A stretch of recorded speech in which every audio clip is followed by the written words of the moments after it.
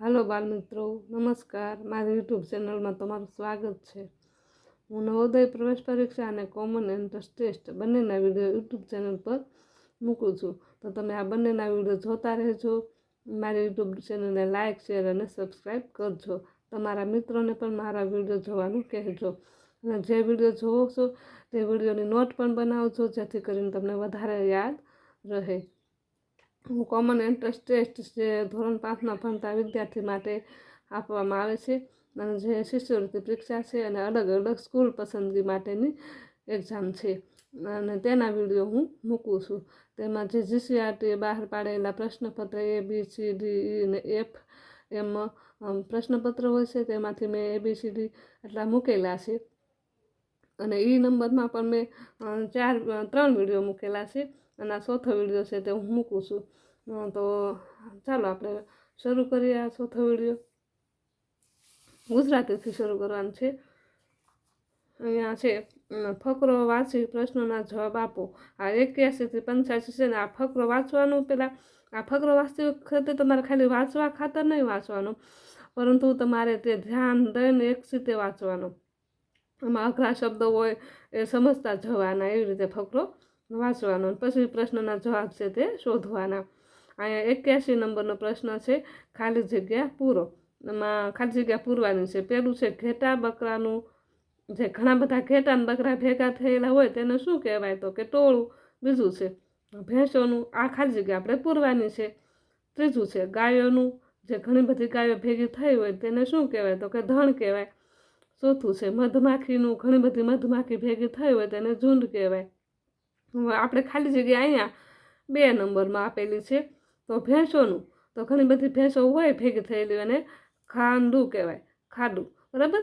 તો આ ખાંડું છે તે જવાબ આવે. હવે 82 નંબર જોઈએ.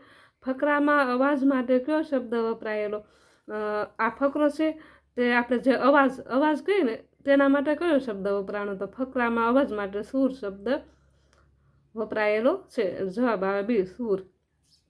પછી 83 નંબર જોઈએ. માલધારીના બાળકો માટે કયો શબ્દ વપરાય? આ ફકરો છે તેમાં માલધારીના બાળકો માટે કયો શબ્દ વપરાયેલો છે? તો કે ખડતલ અને હિંમતવાન હોય છે. માલધારીના બાળકો કેવા હોય? ખડતલ અને હિંમતવાન. જવાબ આવે બી.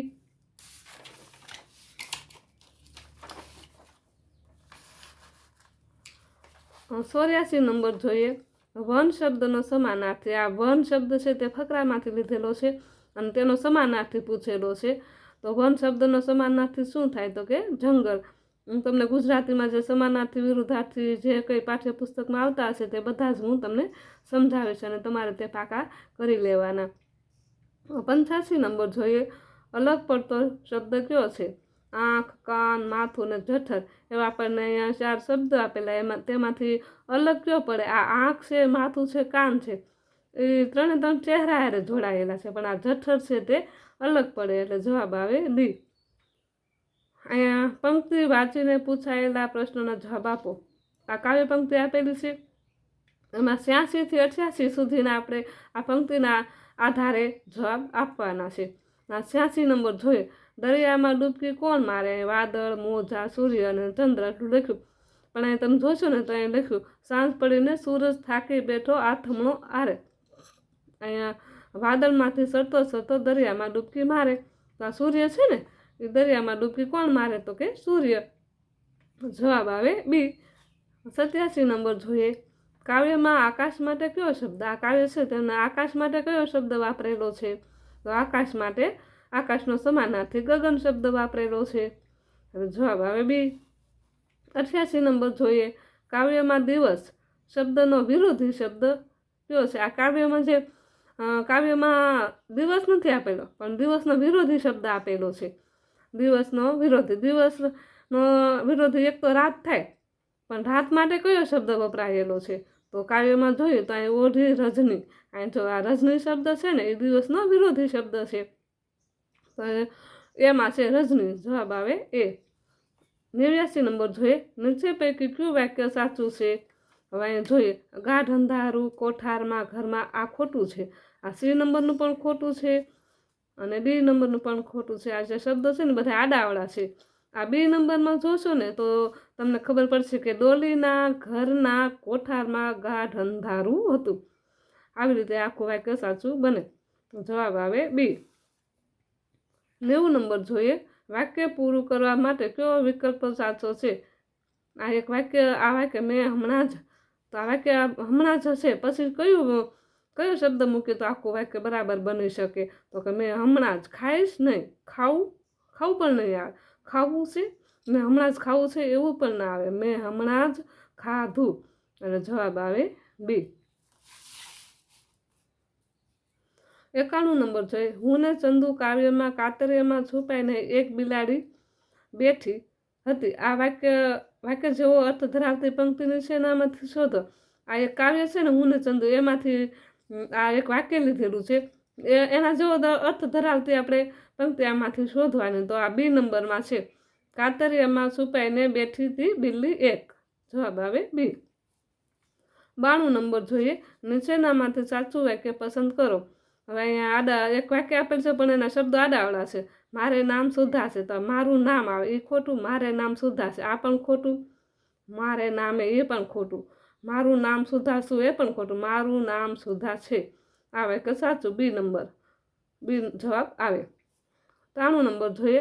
અલગ પડતું શબ્દ જૂથ જણાવો. અહીંયા અલગ અલગ શબ્દો આપેલા છે ને એમાંથી એક શબ્દ કંઈક અલગ હશે. અલગ પડતું શબ્દ જૂથ શોધવાના. ડૉક્ટર, દવા, ઇન્જેક્શન એ બરાબર, એ સાથે જ હોય. પેન, પેન્સિલ, રબર એ પણ બરાબર. શાળા, શિક્ષકનો વર્ગખંડ એ પણ બરાબર. પણ વેકેશન, રજા, વેકેશન ને રજામાં કોઈને પુસ્તક લેવું ગમે નહીં ને. આ પુસ્તક છે તે અલગ શબ્દ છે, આ શબ્દ જૂથ છે અલગ. જવાબ આવે ડી. નીચેનામાંથી બહુવચનવાળું વાક્ય શોધો. આમાંથી બહુવચનવાળું વાક્ય શોધવાનું. મેં કેરી ખાધી. કેરી એક જ ખાધી. મેં, આ એક વચન છે. આજે મને પ્રશ્ન બેગ મળી. આ પણ એક વચનવાળું છે. મને રસ્તામાંથી રૂપિયો એ પણ એક વચન. મારી શાળામાં 10 વૃક્ષો છે. આ આખું વાક્ય છે તે બહુવચનવાળું છે. જવાબ આવે ડી. 95 નંબર જોઈએ. સાચી જોડ બતાવો. આ ABC એમાં જોડી છે કે બચાવ કરો. મમ્મીને મને નાસ્તો કરવામાં મજા આવે. આવું આવતું નથી. મેથી પાક ચખાડવો. મેં ઘરકામ ન કર્યું તો મમ્મીએ મને ખૂબ માર્યો. મેથી પાક ચખાડવો એટલે કે ખૂબ મારવો. આ બી નંબરનું તે સાચું છે. વેઠ કરવી. લેસન કરવામાં મજા આવે. આપણે લેસન કરવામાં મજા આવે તો વેઠ કરી ન કરીએ. પણ આ ખોટા. આ સી, ડી અને એ ત્રણેય ખોટા છે. આ મેથી પાક ચખાડવો. મેં ઘરમાં કામ ન કર્યું તો મમ્મીએ મને ખૂબ માર્યો. આ બી નંબરનું છે તે સાચું વાક્ય જોડીનું છે. તો 96 નંબર જોઈએ. વિરામચિહ્ન દ્રષ્ટિએ કયું વાક્ય સાચું છે? આ જે વિરામચિહ્ન દ્રષ્ટિએ વાક્ય જોવાનું. આ પરીક્ષા ક્યારે આવશે તો આ પ્રશ્ન ચિહ્ન આવવું જોઈએ ને, એટલે ગુરુ વિરામ છે તો આ નહીં આવે. તું કેમ નથી આવતી? અહીંયા પણ પ્રશ્ન ચિહ્ન આવવું જોઈએ. એટલે આ પણ વાક્ય ખોટું છે. હાશ, કામ થઈ ગયું.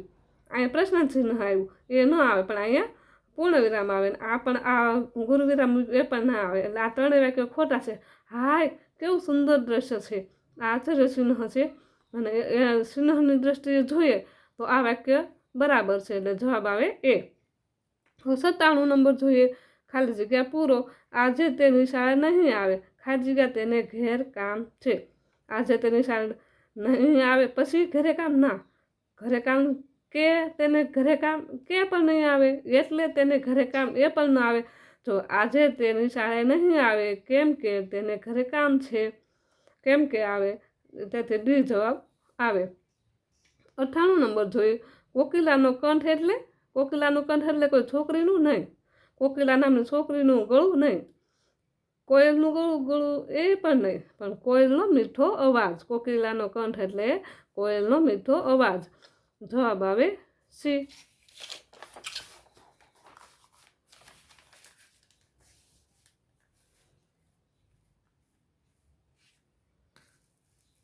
ક્રિયાપદના આ 99 નંબર જોઈએ. ક્રિયાપદના 2 ભાગ દર્શાવતું વાક્ય શોધો. 2 ક્રિયાપદ દર્શાવતું હોય ને તેવું વાક્ય. ઝાડની ડાળ ભાંગી. આ એક જ ક્રિયાપદ છે એટલે આ નહીં આવે. મમ્મી સાડી લાવી. આમાં પણ એક જ ક્રિયાપદ. પછી નીતાએ દાખલો આપ્યો એ પણ એક જ ક્રિયાપદ છે.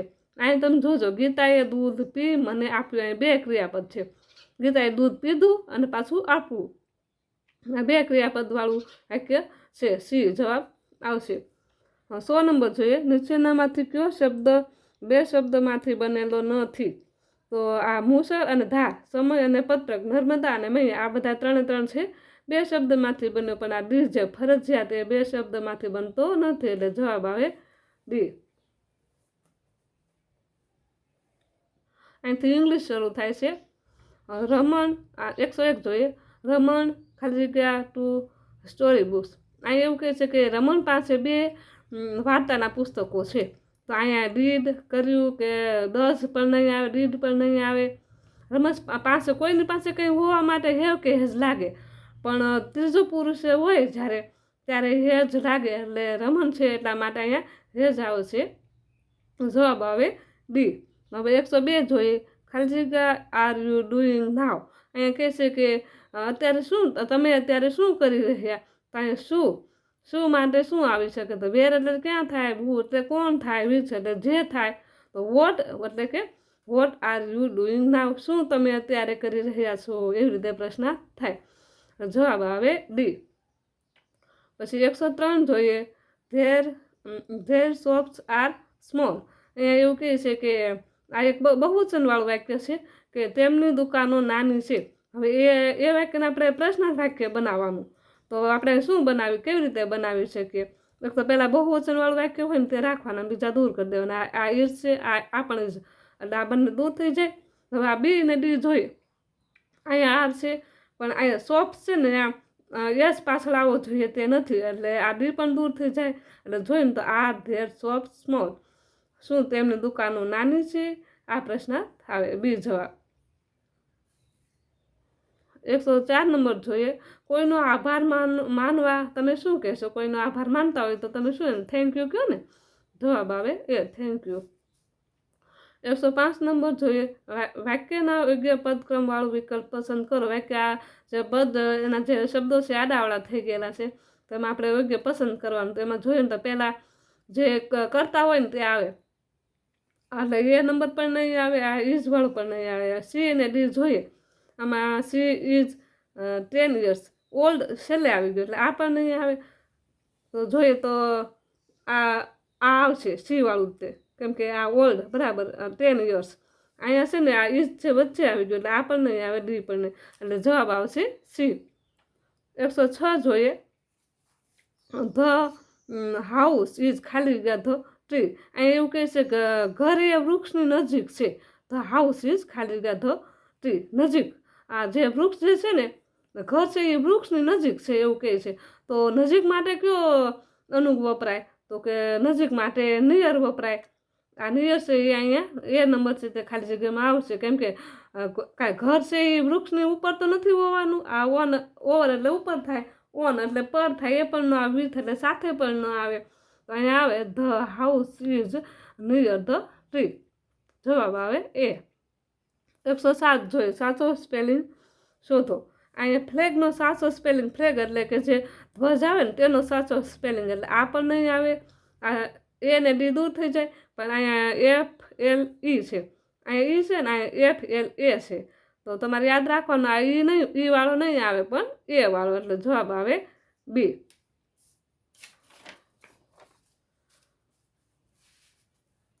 108 જોઈએ. નીચે આપેલ ચાર્ટના આધારે પ્રશ્નોના જવાબ આપો. નંબર 108 થી 110 સુધીના આ એક ચાર્ટ આપેલો છે ને તેના આધારે તમારે જવાબ આપવાનો છે. તો અહીંયા પેલું છે અહીંયા જોઈએ, હુ ઇઝ પર્વસ ગ્રાન્ડમધર, એટલે પર્વના ગ્રાન્ડમધર કોણ છે?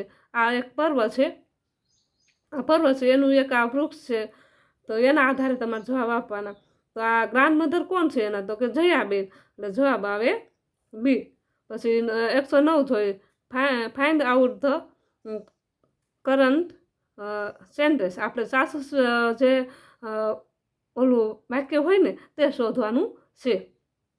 તો અહીંયા જોઈએ તો અહીંયા એવું છે કે આ ત્રિલોકભાઈ છે એ પર્વના ગ્રાન્ડફાધર છે? ના, એ નથી. પછી આ પિંકીબેન એ પણ એના ગ્રાન્ડમધર નથી, પણ એના મધર છે, આ એના ફાધર છે. પછી પર્વ ઇઝ ફાધર ઇઝ રાજુભાઈ, નહીં, એ પણ વાક્ય ખોટું છે. પણ અનુષ્કા પર્વ સિસ્ટર. અનુષ્કા છે એ પર્વની બહેન છે. જરૂર અનુષ્કા પર્વની બહેન છે. એ વાક્ય સાચું છે એટલે જવાબ આવે બી. 110 જોઈએ.